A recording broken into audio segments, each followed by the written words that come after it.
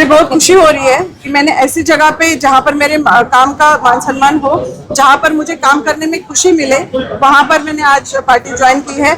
ऐसी जगह से मतलब जहाँ प्रदेश में और राज्य में काम करते समय मेरे जो वरिष्ठ है वो तो मेरे साथ रहेंगे, भाजपा के लोग भी मुझे समझेंगे क्योंकि उनको भी पता है कि मैंने इतने 8 साल से यहाँ पर काम किया है और मुझे इस वक्त ये निर्णय लेना पड़ रहा है। तो इसलिए लेना पड़ रहा है कि यहाँ के जो लोकल लोग हैं, जो नरेंद्र मेहता जी है, उन्होंने प्राइवेट लिमिटेड कंपनी स्थापन करके बीजेपी के आड़ में वो अपने लोगों को सेटल कर रहे हैं यहाँ पर। उस चीज को विरोध करने के लिए मैंने यहाँ पर अभी शिवसेना का दामन थामा है और मैं यहाँ पर रह के भी समाज सेवा कर सकती हूँ, तो मैं यहाँ से अभी काम करूँगी। उनको भी अंधेरे में रखा गया, उनको भी ये बोला गया कि हम लोग, मेरा लिस्ट में नाम यहाँ से भेजा गया था, एक अकेली का नाम भेजा गया था 7 नंबर वार्ड से। उनको भी लगा कि यहाँ पर मेरा नाम फाइनल होने तक है और एबी फॉर्म्स उनके हाथ में थे और वो एबी फॉर्म 7-Eleven क्लब में रखे गए थे, ना कि बीजेपी के ऑफिस में रखे गए थे। और वहां पर उनके प्राइवेट गार्ड्स को बिठाया गया था जो हमें ऊपर जाने भी नहीं दे रहे थे। जिनको टिकट दिया जा रहा था उनको सिर्फ ऊपर बुला के लिया जा रहा था और उनको टिकट दिया जा रहा था। 2:30 बजे तक हमको वहां पर नीचे बिठा के रखा, उनके प्राइवेट गार्ड्स वहां पर खड़े थे और वहां से टिकट दिए गए, इसीलिए मेरा टिकट कटा। मैंने भारतीय जनता पार्टी पे कोई आरोप नहीं लगाए, ना ही मैं लगाऊंगी। मैंने उस पक्ष में काम किया है और हमेशा मैं उसका रिस्पेक्ट ही करूंगी।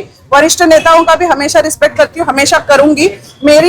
मुझे अगर प्रॉब्लम है तो लोकल नेता से, सिर्फ नरेंद्र मेहता जी से, बाकी मुझे किसी से भी कोई प्रॉब्लम नहीं है। मैं उनके साथ युति में है तो मैं उनके साथ मिलूंगी भी, काम करूंगी भी और उनसे बात भी करूंगी। हमारे सभी भारतीय जनता पार्टी में रहने के बाद शिवसेना में आए सभी हमारे लोगों का मैं स्वागत करता हूँ। भारतीय भवन को विरोध किया, मगर हमने 38 करोड़ रुपए लाके वो काम भी शुरुआत कर दिया जो पिछले कई सालों से उत्तर भारतीय भवन के लिए लड़ रहे थे लोग वीरा भाईंदर के शहर के, तो वो काम हो गया।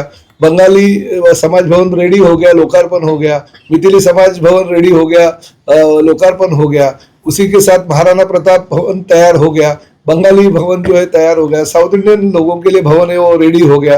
साथ ही में हमारे सरदार वल्लभ भाई पटेल भवन रेडी हो गया, उसका भी लोकार्पण हो गया। हमारा वारकरी भवन रेडी हो गया, उसका भी लोकार्पण हो गया। ये तो चाहते हैं कि मैं सत्ता में आऊं तो ये सब भवन उनके जो क्या बोलते हैं, अभी दीपाली ताई ने बोला, और लुच्चे लफंगे जो उनके चारों बाजू में फैले हुए उनको दे दूं, ताकि उनके माध्यम से वो आमदनी खुद की बढ़ा सके। जैसे उन्होंने वो हमारा ग्रंथ मोताराम का जो मीरा भाईंदर शहर का बच्चा है वो उसकी हत्या हो गई थी, हत्या ही मैं कहूँगा, क्योंकि वो अगर गलती ठेकेदार की वजह से अगर उसकी मृत्यु हो गई तो वो हत्या ही है।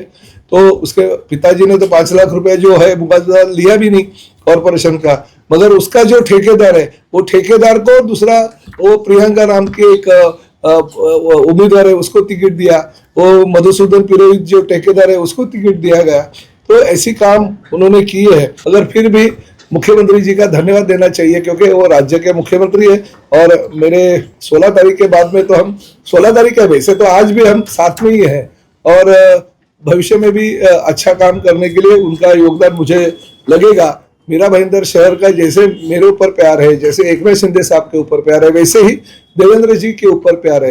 नरेंद्र मेहता के ऊपर प्यार बिल्कुल नहीं है क्योंकि 16 तारीख को जनता दिखा देगी। मेहता जी का आभार व्यक्त करता हूँ। अभी 16 तारीख को उनको यही काम भविष्य में करना है। देश में जहां जहां पे अपघात होते हैं ट्रैफिक हवलदार के रूप में उनको वहां पे खड़ा हमको रखना है और ट्रैफिक हवलदार के तरीके से कल जैसे उन्होंने लाइव किया, यहाँ पे अपघात हो गया, वहां पे ट्रैफिक जाम हो गया, मत जाइए, यहाँ पे ऐसी परिस्थिति है, छोटा रास्ता है, ट्रैफिक जाम है, मत जाइए। तो अच्छा है ना, ट्रैफिक हवलदार का काम वो अगर कर रहे, परिवहन मंत्री के रूप में निश्चित रूप से उनको मैं समर्थन दे दूंगा कि हर जगह पे जहां जहां पे ऐसे अपघात होते हैं उन्होंने जाना चाहिए और लोगों की मदद करना चाहिए, क्योंकि मीरा भाईंदर शहर की जनता तो उनको 16 तारीख को शहर के बाहर ही फेंकने वाला है। अरे मेरा ये कहना है, मैं मेरे नाम पे मत मांग रहा हूँ, उन्होंने उनके खुद के नाम पे वोट मांगना चाहिए ना। कमल को बाजू में रख दीजिए, खुद के नाम पे अगर वोट मांगेंगे तो उनका एक भी उम्मीदवार का डिपॉजिट नहीं बचेगा, सबके डिपॉजिट जब्त।